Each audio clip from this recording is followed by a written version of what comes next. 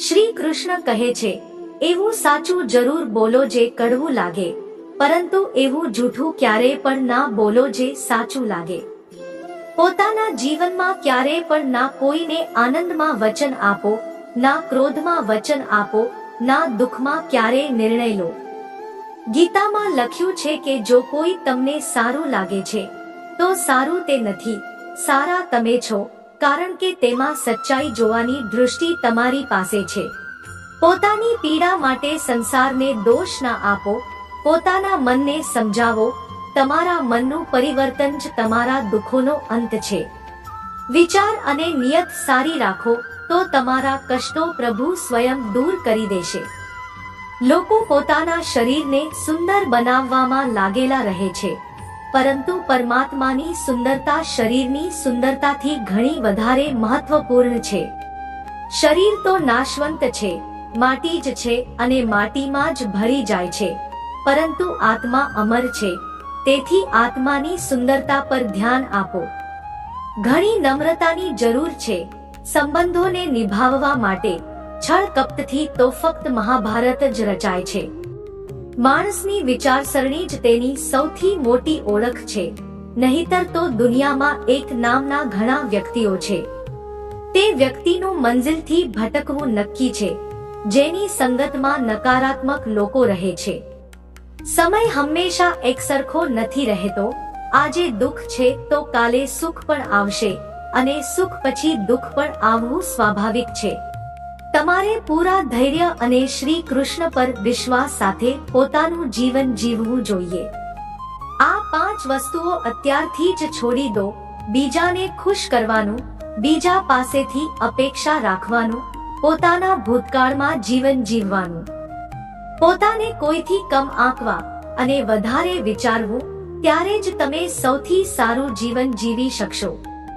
આજકાલ કોઈના ગુણો કરતા વધારે રૂપ, રંગ અને કપડાને જોવામાં આવે છે, પરંતુ યાદ રાખો, એક દિવસ રૂપ, રંગ અને કપડા ધોકો આપી જ દે છે, પરંતુ જેમાં ગુણ છે તે હંમેશા સાથ નિભાવે છે.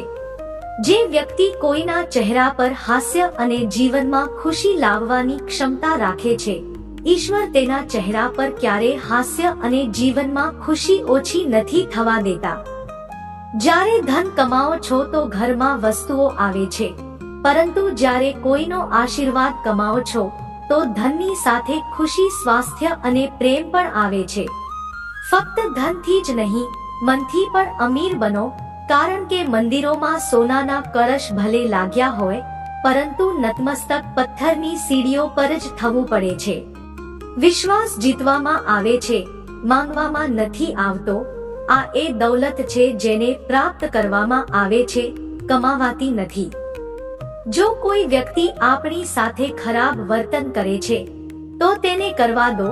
તે તેનું કર્મ છે અને સમય તેને તેના કર્મનું ફળ જરૂર આપશે, પરંતુ આપણે ક્યારેય પણ કોઈની સાથે ખરાબ વર્તન ના કરવું, કારણ કે આ જ આપણો ધર્મ છે.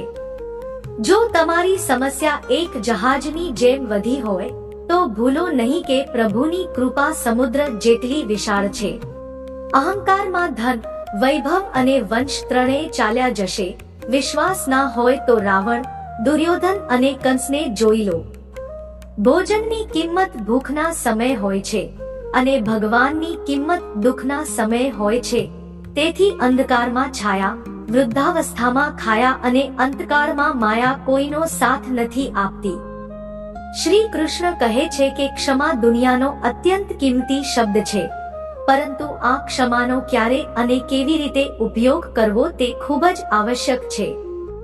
પહેલું, જો તમારાથી કોઈ અપરાધ થઈ જાય તો તરત જ ક્ષમા માંગવી જોઈએ.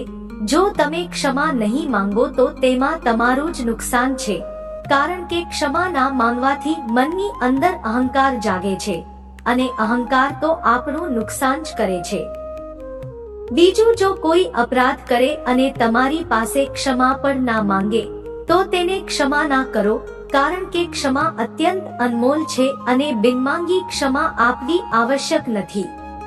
ત્રીજું, જો કોઈ તમારી સાથે અપરાધ કરે, અનુચિત કરે અને પછી ક્ષમા માંગે તો તેને ક્ષમા કરી દો.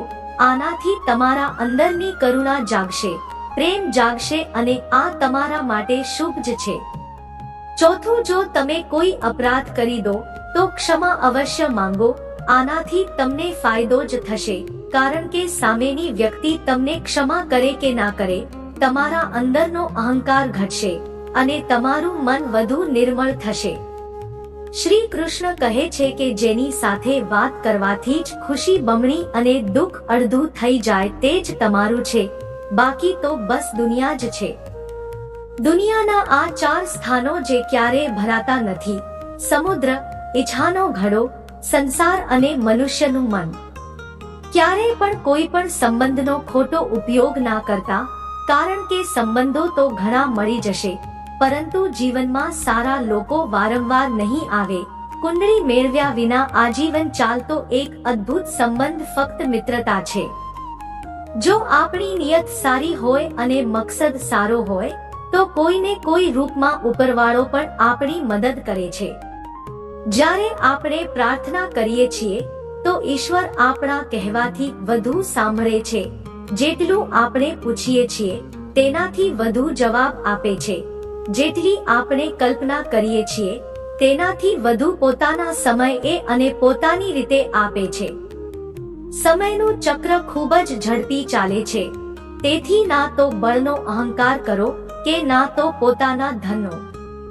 જીવનમાં વાણીને સંયમમાં રાખવી અનિવાર્ય છે, કારણ કે વાણીથી આપેલા ઘા ક્યારેય ભરી નથી શકાતા. જીવનમાં ક્યારેક મોકો મળે તો કોઈના માટે સારથી બનજો, સ્વાર્થી નહીં. જેમ પાણીને જો દૂધમાં ભેળવવામાં આવે તો તે દૂધ જેવું થઈ જાય છે, પરંતુ જો તે જ પાણી કીચડમાં ભેળવવામાં આવે તો તે કીચડ બની જાય છે. આવું જ મનુષ્યના જીવનમાં પણ થાય છે. જો એક ગુણહીન વ્યક્તિ ગુણવાન લોકોની સંગતમાં બેસે તો તેને પણ ગુણવાન સમજી લેવામાં આવે છે અને સન્માનનો પાત્ર માનવામાં આવે છે, પરંતુ જો ગુણવાન વ્યક્તિ ગુણહીન લોકોની સંગતમાં બેસે તો તેને તિરસ્કાર મળે છે. તેથી પોતાના જીવનમાં સંગત સમજી વિચારીને અને સાવધાનીથી બનાવો. જો મહેનત કર્યા પછી પણ સપના પૂરા ના થાય તો રસ્તા બદલો, સિદ્ધાંત નહીં, કારણ કે વૃક્ષ પણ હંમેશા પાંદડા બદલે છે, થડ નહીં.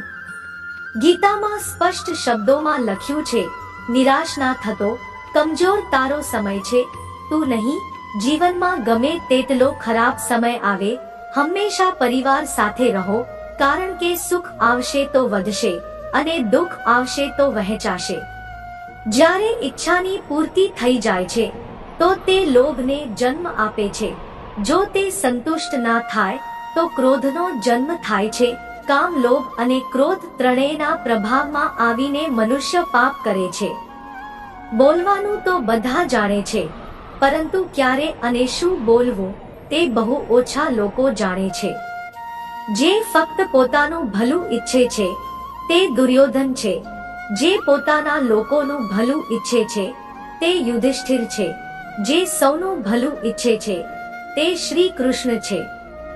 આ દુનિયામાં કોઈ પણ એવો વ્યક્તિ નથી જેની પાસે સમસ્યાઓ ના હોય, અને એવી કોઈ સમસ્યા નથી જેનું કોઈ સમાધાન ના હોય. કુદરતે 2 જ રસ્તા આપ્યા છે, આપીને જાઓ અથવા મૂકીને જાઓ. પોતાની સાથે લઈ જવાની કોઈ વ્યવસ્થા નથી, પરંતુ તેમ છતાં પણ મનુષ્ય સમજતો જ નથી.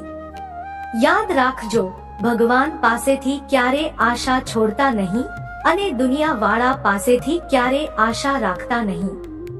એ પ્રેમ પર વિશ્વાસ ના કરો જેમાં ભગવાન શ્રી કૃષ્ણ પણ હારી ગયા. એ મિત્રતા પર ગર્વ કરો જેમાં ગરીબ સુદામા પણ જીતી ગયા.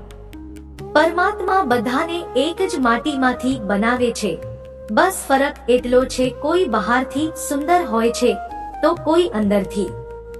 સમજ જ્ઞાનથી વધુ ઊંડી છે.